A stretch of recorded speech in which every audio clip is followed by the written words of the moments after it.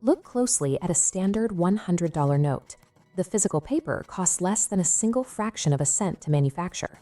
Yet the moment that numerical print hits the surface, the global economy treats it as a store of $100 of real-world value. This is fiat money. It has no connection to corporate machinery or industrial engineering. It is a psychological construct detached from physical utility. To understand how we got here, we have to look at the baseline of human trade. For most of history, we relied on the barter system. If you had excess bread but needed milk, you were forced to locate a counterpart who held surplus milk and actively wanted your bread. If they didn't want your specific commodity, your trading capacity flatlined. To break that loop, early societies established common items as a standardized medium of transaction. These were commodity money, physical assets like the cowrie shells you see here. Ancient civilizations across Asia and Africa agreed these items held intrinsic purchasing power. Money is not a natural resource. It is a human engineering tool, invented to bypass the localized bottlenecks of physical trade. But coastal shells were abundant, which triggered supply volatility. Human engineering pivoted towards a scarcer medium, metallic coinage.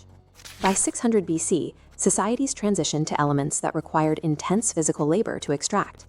These coins were stamped with sovereign seals to verify exact weight and purity. Metallic coinage commanded global trade for centuries, but heavy metals introduced a new operational bottleneck: weight. Transporting chests of gold across commercial routes caused logistical exhaustion and exposed merchants to security risks. The fix manifested inside China during the Song Dynasty. Merchants stopped exposing their gold to transport risks and instead deposited it inside secure vaults. In return, they received legally binding paper storage receipts documenting the weight of their gold.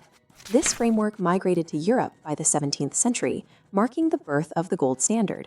Sovereign governments and centralized banks began printing national paper currencies that were strictly matched to state gold reserves. During this era, paper money was never designed to hold independent value. It was a mathematical proxy used to move the value of heavy metals without moving the metals themselves. With 1,000 ounces of gold backing 1,000 printed notes, the math remained clean. But to fund the world wars, nations printed cash far exceeding their physical reserves. Printing 2,000 notes against static gold dropped the value of each unit by 50%. To resolve this fracture, 44 allied nations assembled in 1944 for the Bretton Woods Agreement, locking their exchange rates directly to the United States dollar. The US dollar was selected because the United States held 70% of the planet's sovereign gold reserves. At the time, the dollar was strictly convertible to gold at $35 per ounce. As global trade scaled, international demand for dollars eventually grew beyond the volume of gold sitting in United States vaults. Consequently, the entire system eventually hit a terminal breaking point. In 1971, President Richard Nixon unilaterally terminated the direct convertibility of the dollar to gold. In a single maneuver, the global gold standard was dismantled, turning the US dollar into an unbacked asset. To understand how this works today, look at the word fiat. It is extracted from a Latin phrase used by monarchs issuing absolute legal decrees. It translates to, "let it be done." So how does an unbacked piece of paper prevent its value from collapsing to zero? It sustains its purchasing power because the public trusts the government that prints it. Confidence is driven by state stability, its legal framework, its military apparatus, and its ability to enforce taxes. As long as the government remains functional, the market maintains confidence in that currency's value.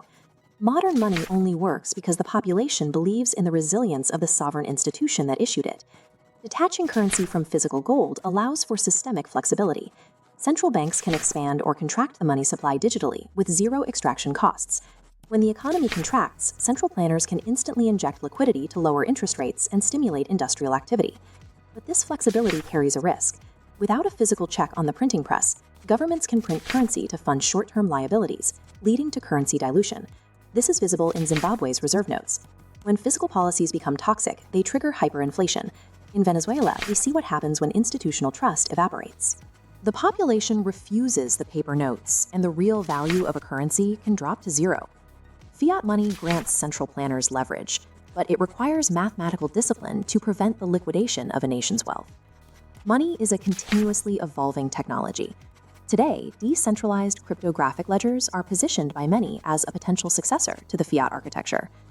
The core thesis of Bitcoin is decentralization and a hard supply cap of 21 million units. This creates algorithmic scarcity that cannot be diluted by a central bank's printing press. But there is a barrier to mass adoption. extreme volatility. For an asset to operate as a medium of exchange, its purchasing power must stay stable.